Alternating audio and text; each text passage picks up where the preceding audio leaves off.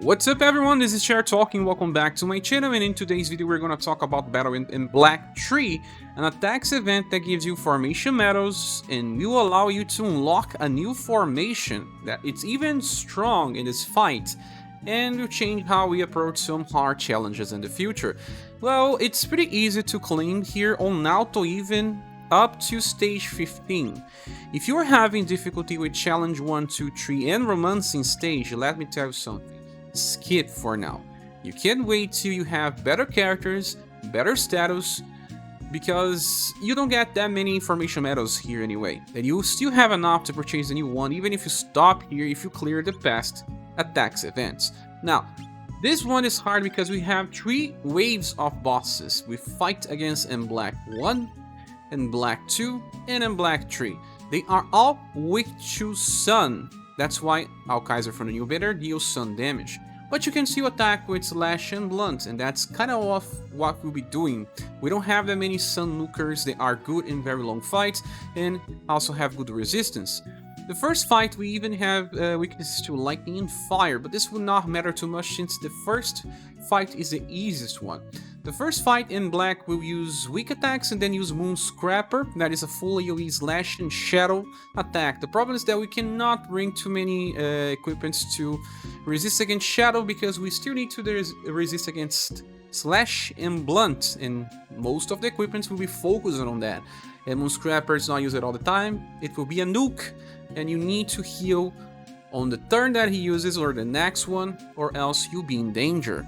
Then the second form, it's a gunner. He uses indirect attacks you will not be able to counter and can inflict status ailments. If you're getting very close to the end, you can save your overdrive, nuke it when it gets to 20% HP, and then overdrive on the next turn to kill it, because it will start using AoE attacks that can inflict Paralyze, Confusion, and Berserk. So this can be a problem. You can still use Moon Scrapper, I guess, because it has shadow damage. Third version is actually easier than the second one. If you're using Matriarch, you can also use the shield from her skill number 2 that also heals. If you are using Final Empress, you can also use it. But there's one problem with all versions, they self-buff. We have 2 different approaches here. You can bring a buff breaker character like New Year's Assos with Rising Nova Plus and decrease the damage every 2 turns. Or you can just go very full nuke and try to kill as soon as possible, even taking all damage on max potential. Those 2 different strategies will work, and you have to decide which one will work better for you. So, save all resources for the last fight, and against the last fight, use all your shields and damage, okay? So we're gonna talk about the first strategy, the one that is actually the fastest, most offensive one. As you can see, my equipments are focused on increasing the resistance against the weaknesses of my characters. Leon is strong against Blunt, but weak against Pierce. And the last version will have Pierce damage too. So I brought Oxgeta that also gives some shadow resistance. So characters that can use Oxgeta to fix their Pierce resistance will use.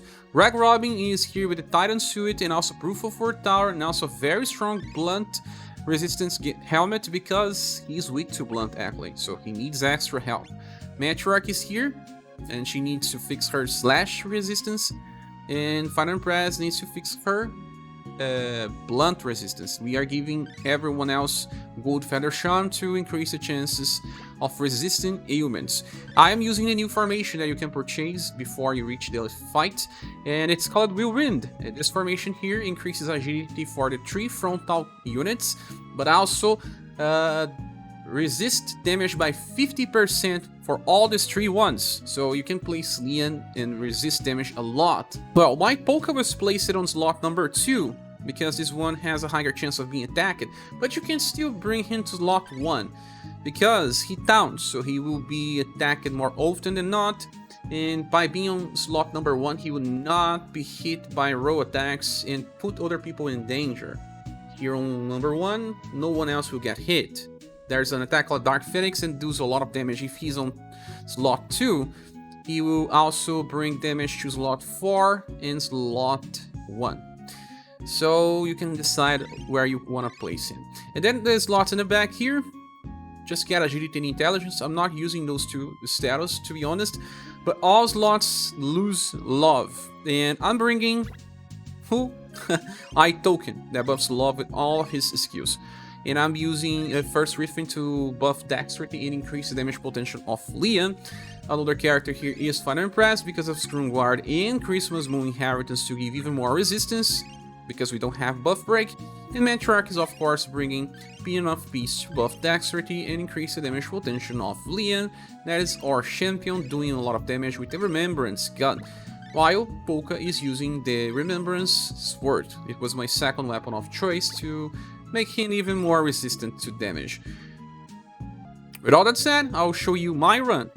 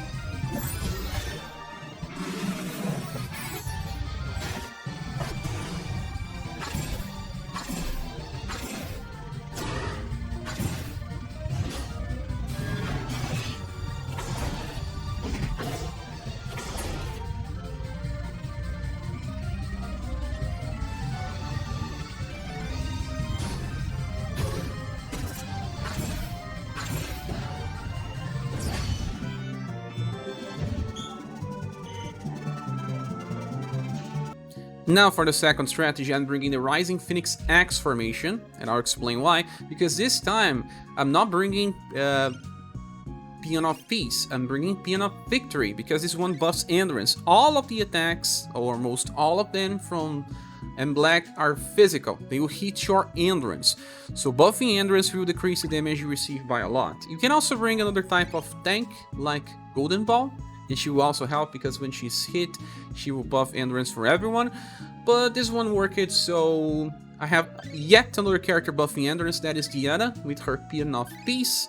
And I also have Narwhal's daughter buffing all status and giving defense boost that will help decrease damage as well. Poke is in the middle because here he will take more attacks and he will heal. If you don't have Polka, you can bring Mirza. And in the back we have the secret, that is New Year's Aslos bringing Rising Nova Plus. If you don't have, you can bring the Mystic version of Aslos, will work similarly. This one just receives less damage. And with all of this, the damage will be decreased by a lot, but we don't have Leon. The fight will take much more time to finish. The equipments are just like the first version. We are bringing stuff to fix the weaknesses of all of our characters so that they still receive lower damage when Black decides to use a different type of attack. With all that said, let's run this.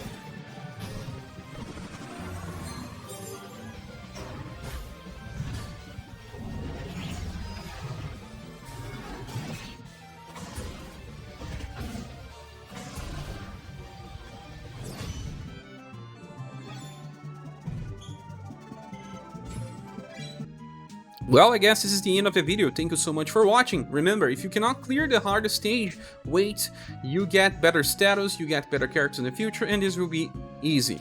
This content is permanent. It's here for all the time. Thanks so much for watching this video. Please subscribe if you haven't. If you want to support the channel, there are links in the description. I hope to see you soon in the next one. Bye.